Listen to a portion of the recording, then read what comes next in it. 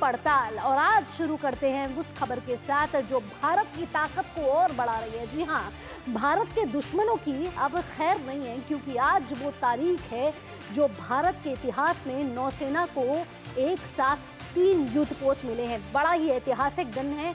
2 युद्धपोत आईएनएस सूरत और आईएनएस वागशीर के साथ एक पनडुब्बी नीलगिरी को भारतीय नौसेना के बेड़े में शामिल कर लिया गया है। आत्मनिर्भर भारत की दिशा में आज का दिन बेहद ही अहम है, क्योंकि आज भारतीय नौसेना की ताकत को और बल मिला है।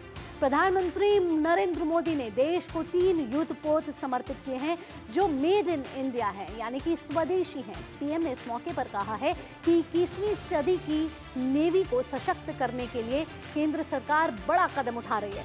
नौसेना की 3 युद्धपोतों आईएनएस सूरत, आईएनएस नीलगिरी और आईएनएस वागशीर देश को समर्पित कर दिया गया है।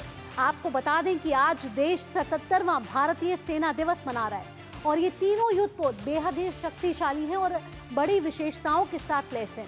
इसके साथ ही मौजूदा समय के हिसाब से ये भारत के लिए बेहद अहम है। आइए ग्राफिक्स के जरिए एक करके समझने की कोशिश करते हैं कि ये तीनों युद्धपोत की क्या विशेषताएं हैं। बड़ी ही खूबियों के साथ लैस हैं। बात करते हैं आईएनएस नीलगिरी की, तो स्टील्थ फ्रिगेट है।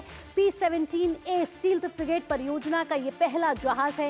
इंडियन नेवी के वॉरशिप डिजाइन ब्यूरो ने किया है इसको तैयार। साथ ही साथ आपको बता दें कि इसमें एडवांस सर्वाइवेबिलिटी सी कीपिंग भी मौजूद है। तो बेहद ही विशेषताओं के साथ ये लैस है और अगली जनरेशन का ये प्रतीक है, यानी कि आने वाली जनरेशन के साथ आधुनिकता से ये लैस है। स्टील्थ तकनीक और लंबे समय तक समुद्र में रहने की क्षमता इस आईएनएस नीलगिरी में है, इस स्टील्थ फ्रिगेट में है।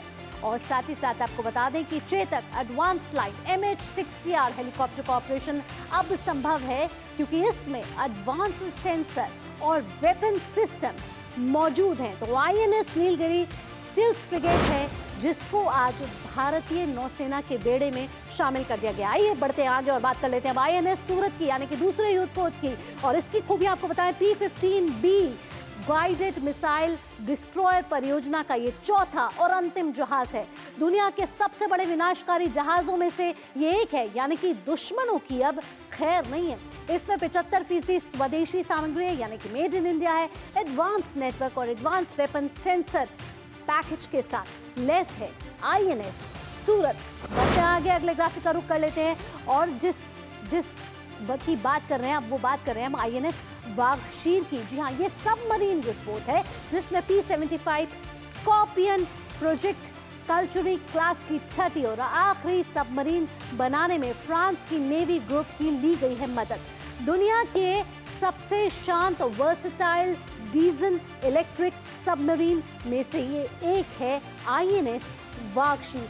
Anti service wall, anti submarine wall, wire guided torpedo, यानी कि वागशीर जो है उसमें ये तमाम तकनीक जो है वो शामिल हैं। तो आज 3 युद्धपोतों को समर्पित किया गया है प्रधानमंत्री नरेंद्र मोदी के द्वारा और भारत की ताकत को मिला है और बल।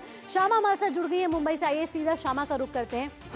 श्यामा, 2047 की विकसित भारत की विजन एक तरफ है, आत्मनिर्भर भारत की विजन एक तरफ है और उसमें हम एक कदम और आगे बढ़ा चुके हैं।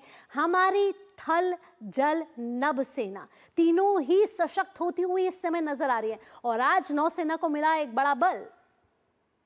जी भावना, अगर हम बात करें जिस तरीके से आज का दिन ऐतिहासिक है, वो इसलिए ऐतिहासिक इसलिए भी है क्योंकि ये दिन शायद दोबारा वापस ना आए कि एक ही दिन में 2 वॉरशिप और साथ ही एक पनडुब्बी एक साथ कमिश्निंग हो रही है, एक साथ उनका भारतीय नौसेना में नियुक्तिकरण हो रहा है।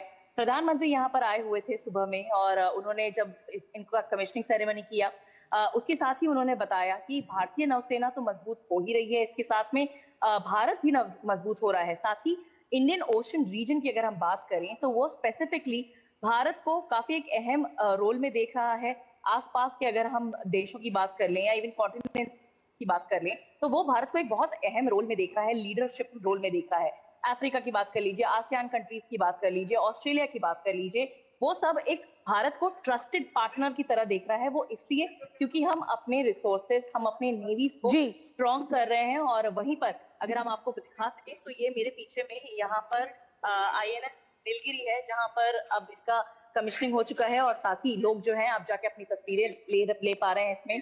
साथ ही इसके आस पास में ही, इसके बाजू में ही, बगल में ही है आईएनएस वागशीर जो कि पनडुब्बी है, और इसके ठीक लग के उसके बगल में है आईएनएस सूरत। तो हम समझ सकते हैं कि इन तीनों के कमिश्निंग के साथ ही भारतीय नौसेना तो बहुत ज्यादा मजबूत हो ही जा रही है।